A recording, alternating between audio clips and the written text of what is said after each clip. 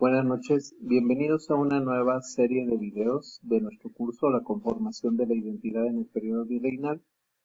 Esta vez tenemos dos series dedicadas a obras históricas y geográficas.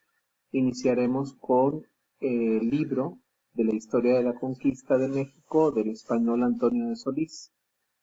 Recuerden que la introducción histórica a estas obras que corresponden a la segunda mitad del siglo XVII se puede encontrar en los videos número 38 al número 41. Es una serie que se llama Barroco, Novohispano 1640-1700, y esa serie prácticamente tiene la cronología y los datos históricos que van de 1640 a 1700, como lo indica el nombre del video. Entonces, les recomiendo, si tienen alguna duda sobre el contexto histórico, eh, acudan a esa serie de videos que, como les digo, son el número 38 al número 41. Bueno, vamos a ver entonces esta obra, Historia de la Conquista de México, Población y Progresos de la América Septentrional, conocida con el nombre de Nueva España, que fue realizada por el español nacido en Alcalá de Henares, Antonio de Solís Rivadeneira, en 1610 y muerto en Madrid en 1686.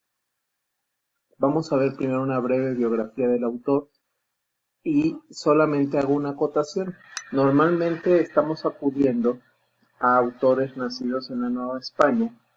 sí, pero en este caso, ya esto recuerden a partir sobre todo del siglo XVII, pero esta obra tuvo un enorme impacto, digamos, en la cultura novohispana, de la segunda mitad del siglo XVII a partir de su publicación. Eh, Se trata de una obra que prácticamente fue comentada, tuvo varias reimpresiones y nuevas ediciones, fue traducida a diversos idiomas y la obra en general generó toda una corriente cultural y artística incluso vinculada a su publicación. Entonces, por esa razón es que vamos a revisar esta obra, que además desde prácticamente principios del siglo XVII no se había dedicado un esfuerzo tan notable para poder hacer un compendio de la historia, en este caso de la historia novohispana, y probablemente sea el libro más completo publicado en España. Hago la aclaración que se editó en el siglo XVII con este tema. Bueno, Antonio de Solís nace en Alcalá de Henares en 1610, muere en Madrid en 1686, y bueno, él nace el 18 de julio de 1610, muere a los 76 años de edad en 1686, realizó estudios universitarios en la Universidad de Alcalá, su localidad natal, y en la de Salamanca de latín, retórica, filosofía, leyes y cánones, y también ciencias morales y políticas. La carrera política de Solís comenzó cuando a los 27 años entró como secretario al servicio del conde de Oropesa, Duarte Fernando Álvarez de Toledo, que en ese momento era virrey de Navarra y que después se convertiría en virrey de Portugal. Hay que recordar que todavía en esos años, cuando prácticamente Antonio Solís entra al servicio de Duarte Fernando Álvarez de Toledo, que sería en 1637, y todavía Portugal formaba parte del Imperio Español, a partir de la herencia, digamos, que reclamó Felipe II al no haber heredero dentro de la corona portuguesa. Entonces, esos años van a ser convulsos porque en 1640 Portugal, eh, tras una serie de luchas, podrá separarse y convertirse nuevamente en un reino autónomo, sin recibir de inmediato el reconocimiento, por supuesto, del Imperio Español. Ya con 44 años, estamos hablando de aproximadamente 1654,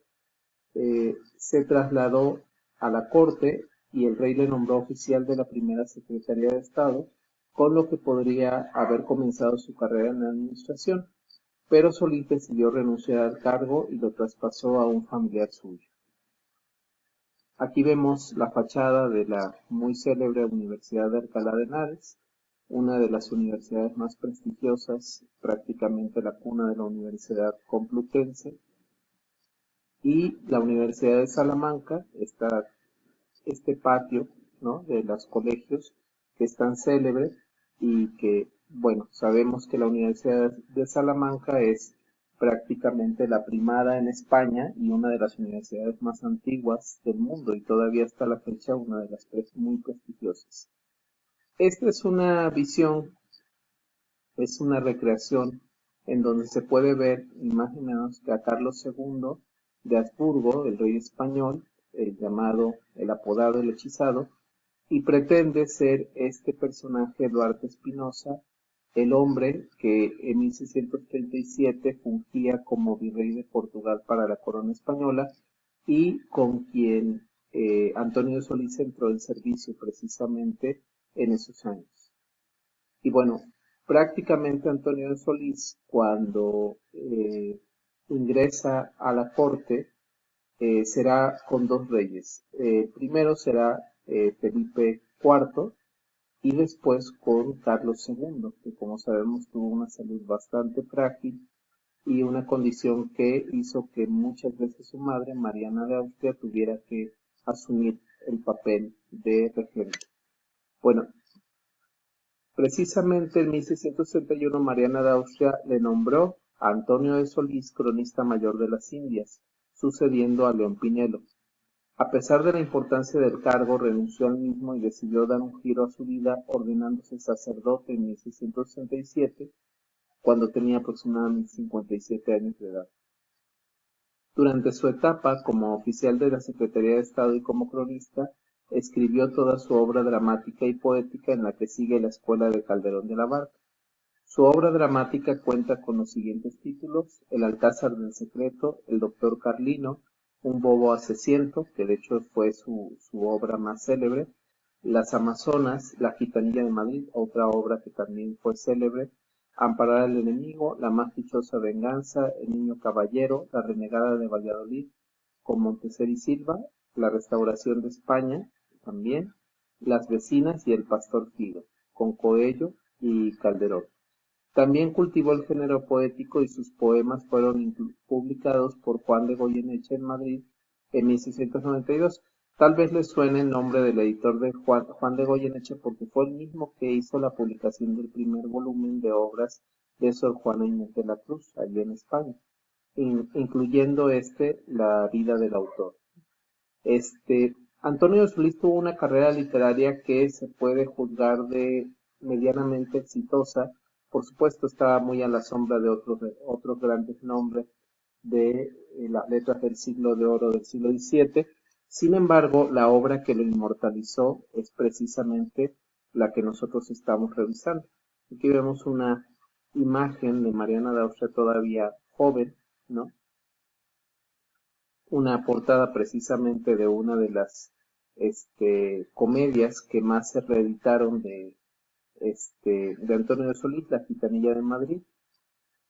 Y, como decíamos, la obra más destacable de la producción de Solís, y a la que debe su fama y reconocimiento, es la historia de la conquista de México, de la que solo se imprimió la primera parte, ya que la segunda quedó sin terminar al fallecer él mientras trabajaba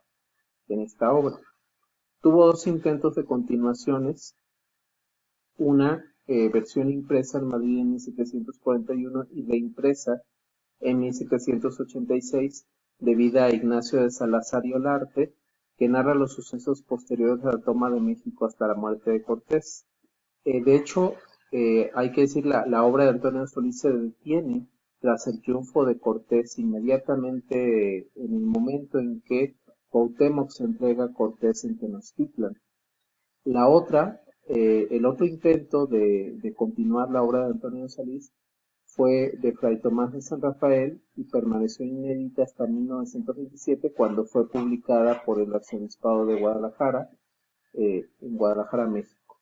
Esos, sin embargo, dos intentos, por supuesto, quedaron bastante lejos del autor original. Quizá la de Ignacio de Salazar y Olarte pueda ser más apreciable. Sin embargo, pese a haber quedado trunca, a no haberse podido publicar el segundo volumen, la obra de Antonio de Solís dejó, como dijimos, una huella muy importante en sus contemporáneos, tanto en España, en Europa y en América. Bueno, este es un retrato de Antonio de Solís y Rivadeneira que está atribuido a Juan de Alfaro Tomás de Aguiar, tendría 50 años aproximadamente, es prácticamente antes de que ingrese como sacerdote y cuando estaba precisamente activo en la corte española. Este es un retrato de precisamente Olarte, Ignacio de Salazar y Olarte, quien realizaría la continuación de la obra de Solís, de la historia de la conquista de México, población y progresos, respetando prácticamente el título original que le da Antonio de Solís, y que es una obra que, como les digo, tuvo impacto bastante disminuido con respecto a la obra de Solís, pero tuvo, digamos, su importancia tanto en España como en América, sí, pero siempre haciendo esta